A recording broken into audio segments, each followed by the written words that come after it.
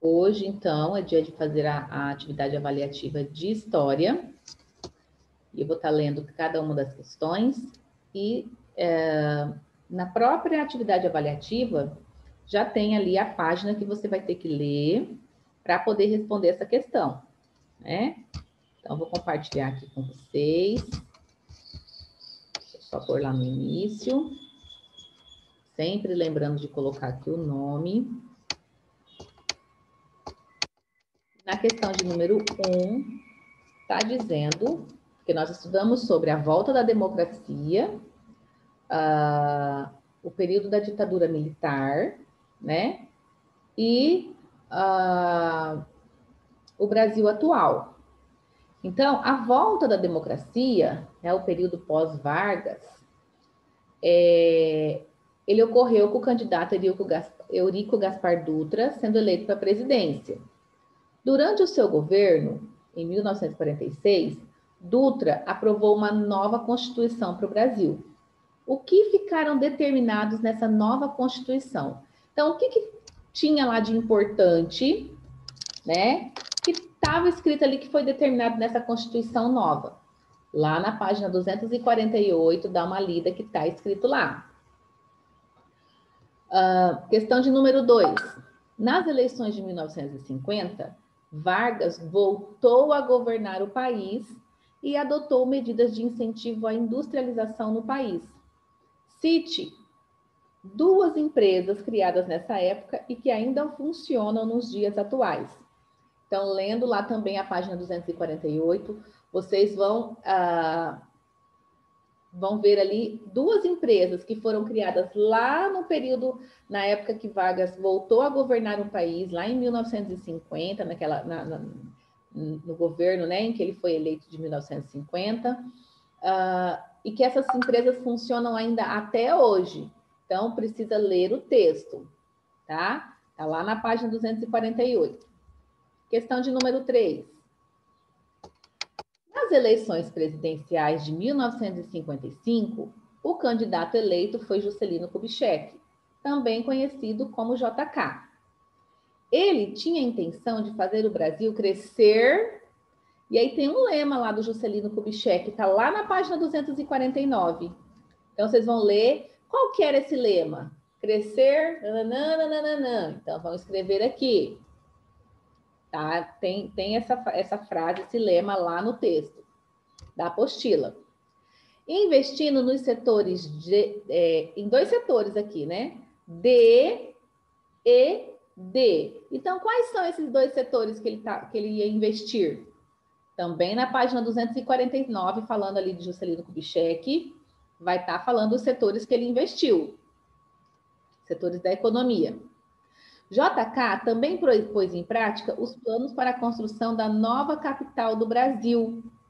E aqui é para colocar o nome dessa nova capital. Qual é essa nova capital do Brasil que foi construída ali na região centro-oeste do país? Eu sei, prof. Não é para falar, se sabe, escreve na sua prova. Questão de número 4. As outras, pessoal, não adianta querer fazer prova sem fazer a leitura, se não estudar. Como vocês estão fazendo em casa, tem que fazer a leitura do texto para poder responder. Questão de número 4. Leia os textos das páginas 250 e 251 e responda: quem eram os candangos? Como era a sua rotina de trabalho?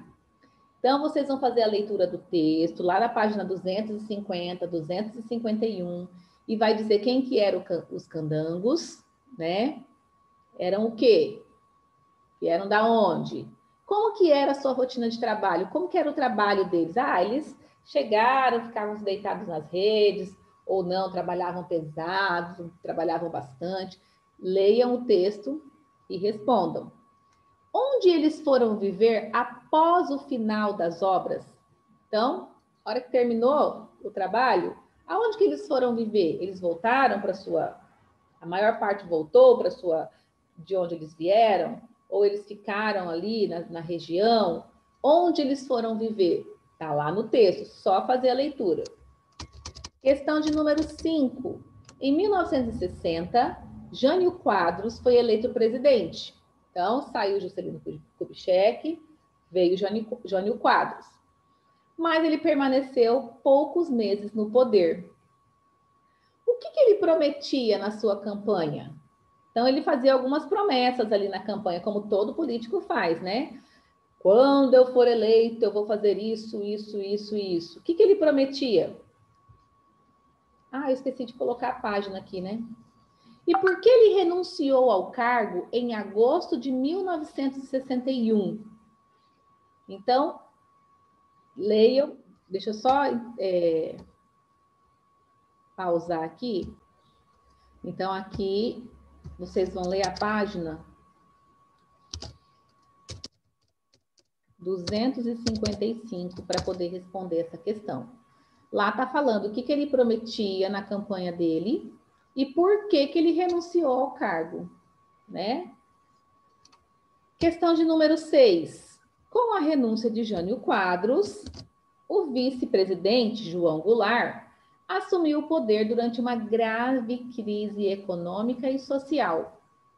Buscando soluções para alguns dos problemas do país, João Goulart propôs as chamadas reformas de base, que desagradou alguns grupos sociais.